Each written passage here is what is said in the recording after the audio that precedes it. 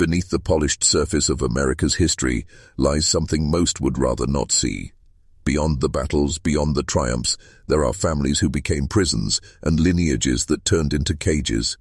Imagine a house where the word family did not mean safety, but an endless echo of the same blood circling in on itself.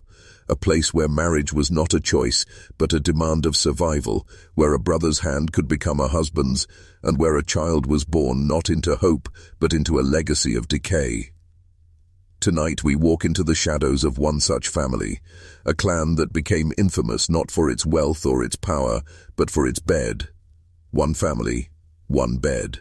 And the story that grew inside it is one of the most disturbing in American memory. What makes this story different from whispers about aristocrats in Europe or tales of dynasties trying to preserve power is that this happened not in castles, but in crumbling homes on forgotten American soil. These were not kings. They were ordinary people, stripped of resources, bound by isolation, and pushed into choices most would never dare to speak aloud. But when poverty hardens into generational law, and when the outside world stops coming in, families can turn inward. And sometimes they turn too far. What results is not love, but a twisted survival pact. And the children born into that pact carried the marks of that decision on their bodies, their faces, and their minds. You may think you know what inbreeding does. You may think of medical textbooks or vague warnings about cousins marrying cousins, but this family's reality was far worse. Their bloodline became a living record of the cost of collapsing boundaries. They were marked by strange appearances, strange behaviors, and whispers so loud they drew the attention of outsiders who came only to gawk and judge. But those who looked deeper found not just a grotesque spectacle, but a human tragedy. A story where choice had long been stripped away, and where every generation inherited not just blood, but the sins of silence. So as we begin, remember, this is not about mocking the broken. This is about pulling back the curtain on how easily families can become their own cages when the world forgets them. And if you keep watching, you may find yourself wondering not just how this family survived in such a way, but whether they were ever truly living at all. The story begins in the hills, in places the highways do not reach, where families carved out a life not by choice, but by necessity.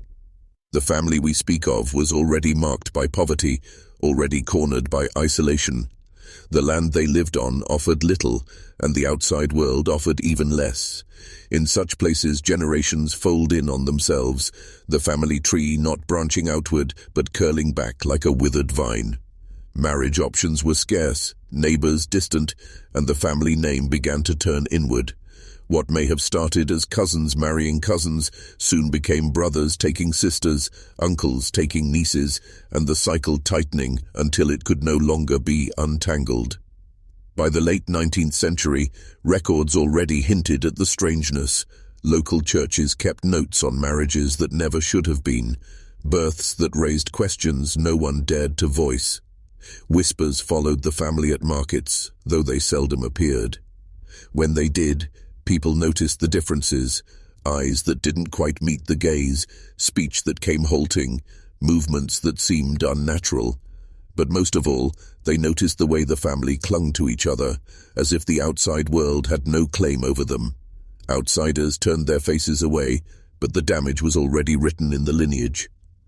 The deeper horror is not simply that these unions happened, it is that they happened in silence. Poverty made the family invisible. No authorities came knocking, no neighbors intervened. No one asked what happened behind their doors.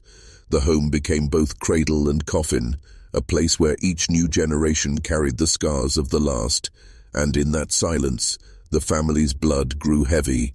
The children bore the weight in their bodies, in their minds, and in the way society cast them as monsters instead of victims. They became a spectacle for rumor and cruelty, their humanity eroded in the very place, as that should have protected it. As decades passed, the clan's reputation hardened into legend. Children in nearby towns were warned not to wander near their property. The family's name became a synonym for everything unnatural, and yet no one ever helped. It was easier to laugh than to face the truth.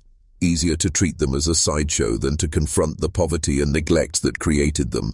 And so, one bed, one family, and one cycle carried on, unchallenged, unseen, and unbroken.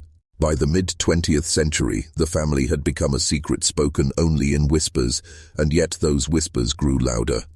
Journalists, curious strangers, and even law enforcement occasionally stumbled upon them. Each encounter left behind fragments of testimony, strange descriptions of faces that seemed both familiar and alien, voices that struggled to form words, and a presence that made outsiders uneasy. These fragments became the only record of what the bloodline had become. But for the family themselves, this was not spectacle. It was simply life. The children played in the dirt, the adults worked what little land they had, and the nights ended as they always had, in the same house, the same bed, the same names folding into one another. There are stories of visitors recalling eyes that pointed in different directions, mouths that formed guttural sounds instead of speech, and movements that seemed animalistic rather than human. But to stop at these details would be to miss the deeper tragedy. Behind those unsettling features were people who never asked to be born into such a lineage, people who inherited not just the twisted genetics of generations past, but the weight of society's cruelty. They became known as freaks, outcasts, creatures rather than kin. And the more they were treated as less than human, the more the cycle was allowed to continue in the shadows, unchecked and undisturbed. It is easy, perhaps comforting, to believe that such things happen only in distant lands or in centuries long past. But this was America, modern America. A nation that proclaimed progress, yet left its most vulnerable citizens to rot in silence. The family's poverty was not an accident. It was the product of generations of neglect, of being forgotten by the very systems that should have lifted them up. And once forgotten, they built their world with the only tools left, themselves. The bed, the symbol of this tragedy, became both the heart and the curse of the home. It was where children were conceived, where mothers labored, where sickness spread, and where the cycle of repetition sealed itself again and again. Outsiders recoiled at the thought of it, but for those within the family, it was normal. There was no shame, only survival. The rest of the world had left them nothing else. The tragedy deepens when we look at what became of the children born into this lineage. They were marked before they could even speak, their bodies carrying the signatures of a cycle that had gone on too long. Some had faces twisted in ways that unsettled neighbors. Others could not form words at all, their language reduced to noises that outsiders described as barking or grunts. And yet within the family these sounds were understood. A brother would answer, a sister would respond, and a mother would soothe. To them, this was communication, as real as any language spoken beyond their walls. The horror, then, is not just in what they were, but in how the world refused to see them as human.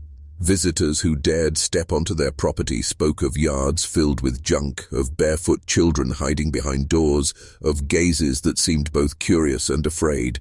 But deeper than these unsettling impressions was something more haunting, the recognition that these were not monsters, but victims of a legacy no child chooses. Each child carried the burden of decisions made long before their birth. Their futures were already sealed, not by fate, but by silence. And that silence stretched outward, covering not only the family, but the society that had turned away and allowed it to continue. Some say the family grew defensive, protective of their way of life. Outsiders were not welcome, cameras and questions met with glares or silence. Others insist they did not understand the attention, could not grasp why people came to point, to whisper, to laugh. Their isolation was so complete that the boundaries of right and wrong, normal and abnormal, blurred into nothing. The home itself became its own universe, governed by rules invisible to anyone on the outside. And in that universe the bloodline spiraled deeper into itself. But perhaps the darkest truth of all is this. Once the cycle had gone far enough, there was no way back. The family could not simply walk away from their land, their name, their history. The stigma bound them as tightly as the bloodlines did. Even if one wanted to escape, where could they go? Who would welcome them? Who would forget the name they carried? And so the bed remained, the family remained, and the silence remained. By the late 20th century, the legend of this clan began leaking into the wider world, not through compassion, but through exploitation. Reporters and documentarians arrived, not to help, but to gawk. They filmed the family, asked questions they knew would be misunderstood, captured the strange sounds of communication and the eerie sight of faces that bore the weight of generations. And when these images reached the public, they became fuel for mockery. The family was turned into a grotesque spectacle, a modern sideshow paraded across television and the internet. People laughed, recoiled, and shared their shock, never stopping to ask what centuries of neglect and silence had done to these lives. The children born into this bed of repetition were treated not as victims, but as curiosities. Clips of their speech, their gestures, their strange mannerisms spread across screens with no context, no history, no humanity. Strangers labeled them mutants, monsters, freaks. Few saw the truth, that they were the final proof of what happens when a family is sealed off from the world, left to survive only with itself. Their condition was not entertainment. It was evidence of abandonment. Yet, even as the public mocked, some researchers and journalists admitted a darker fascination. They saw in the family a rare, raw example of what inbreeding could do across generations. Medical journals had long speculated about genetic collapse, but here it lived in flesh and bone. And so the clan became not only a spectacle, but a case study.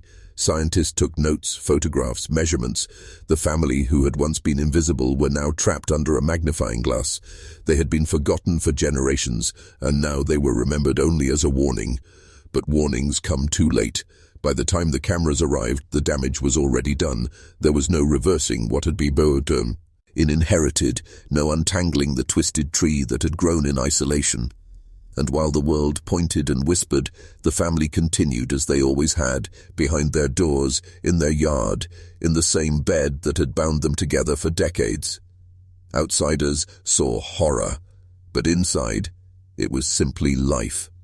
If you're still watching, you're already braver than most. Tell us in the comments, what would you have done if this was your bloodline? What lingers in the mind is not only the sight of this family, but the silence surrounding them. For generations, people nearby knew. They saw the faces, heard the strange voices, and traded stories. Yet no hand reached out, no system intervened, no church or authority chose to break the cycle.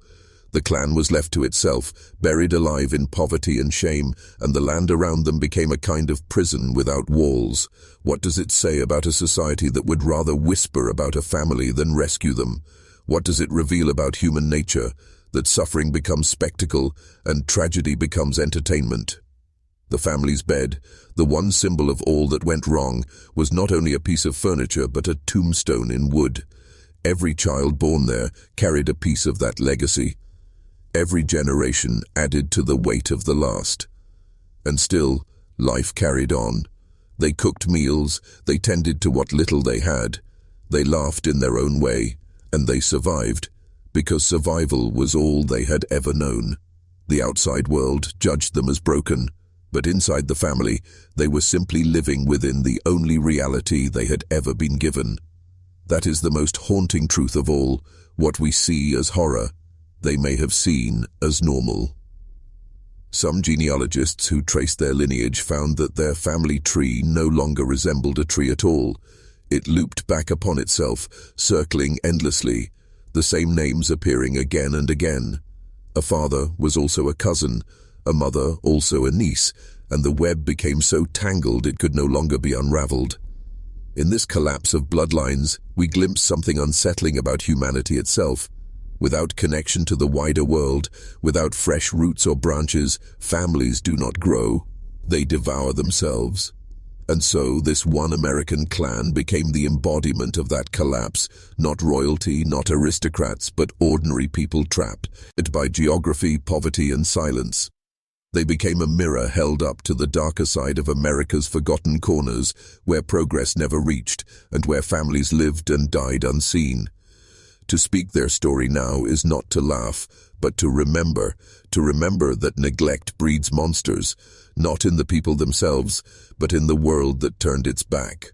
The story of one family, one bed does not end neatly. There is no rescue, no redemption arc, no sudden hand that lifted them out of the cycle. Instead, their legacy remains as a haunting reminder etched into America's hidden history. Even today, people seek them out. Curious travelers, internet hunters, urban explorers, hoping to catch a glimpse of the infamous clan. And in that pursuit, the family is stripped once again of dignity, turned into shadows on a screen rather than human beings bound by tragedy. Their lives become content, their pain recycled for clicks, and their story twisted into legend darker than truth. What we are left with is a question. Was this family ever truly cursed, or were they simply abandoned? Was their story written by their own choices, or by the silence of everyone who knew and looked away? Inbreeding is not just a word from medical books. It is a collapse of boundaries, a collapse of possibility. When a family is cut off from the world, when poverty closes its fist around them, and when shame silences every witness, the bloodline folds back on itself. What results is not only deformity of body, but a deformity of hope. For the children born into this legacy, there was never a choice. Their faces carried the story before they could speak. Their voices, often strange and fractured, were echoes of generations sealed off in isolation. And yet, in every photograph, in every fleeting account, there are glimpses of something more. Laughter, play, small moments of humanity that break through the horror. These were people, not monsters. People who lived, suffered, and endured in ways most cannot imagine. And if their story unsettles us, perhaps it should. Because it reveals how easily families can become prisons, and how quickly neglect can turn survival into something that feels like damnation. The tale of this clan is not a warning from the P.